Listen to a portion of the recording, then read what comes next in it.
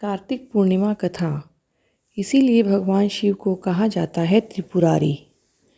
पौराणिक कथा के अनुसार तारकासुर नाम का एक राक्षस था।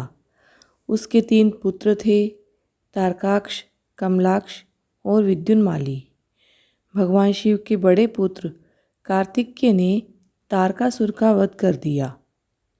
अपने पिता की हत्या की खबर सुन तीनों पुत्र बहुत दुखी हुए। तीनों ने मिलकर ब्रह्मा जी से वरदान मांगने के लिए घोर तपस्या की। ब्रह्मा जी तीनों की तपस्या से प्रसन्न हुए और बोले कि मांगो, क्या वरदान मांगना चाहते हो। तीनों ने ब्रह्मा जी से अमर होने का वरदान मांगा, लेकिन ब्रह्मा जी ने उन्हें इसके अलावा कोई दूसरा वरदान मांगने को कहा।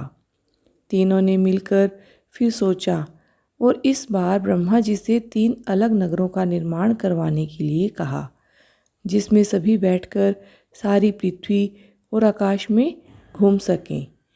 1000 साल बाद जब हम मिलें और हम तीनों के नगर मिलकर एक हो जाएं, और जो देवता तीनों नगरों को एक ही बाण में नष्ट करने की क्षमता रखता हो, वही हमारी मृत्यु का कारण हो। ब्रह्मा जी ने उन्हें यह वरदान दे दिया। तीनों वरदान पाकर बहुत खुश हुए। ब्रह्मा जी के कहने पर मैं दानव ने उनके लिए 3 नगरों का निर्माण किया। तारकाक्ष के लिए सोने का, कमलाक्ष के लिए चांदी का और विद्युन्माली के लिए लोहे का नगर बनाया गया। तीनों ने मिलकर तीनों लोकों पर अपना अधिकार जमा लिया।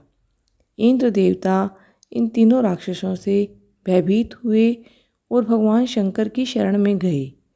इंद्र की बात सुन भगवान शिव ने इन दानवों का नाश करने के लिए एक दिव्य रथ का निर्माण किया। इस दिव्य रथ की हर एक चीज़ देवताओं से बनी। चंद्रमा और सूर्य से पहिए बने। इंद्र, वरुण, यम और कुबेर रथ के 4 घोड़े बने। हिमालय धनुष बने और शेषनाग प्रत्यंचा बने। भगवान शिव खुद बाण बने और बाण की नोक बने अग्निदेव। इस दिव्य रथ पर सवार हुए खुद भगवान शिव।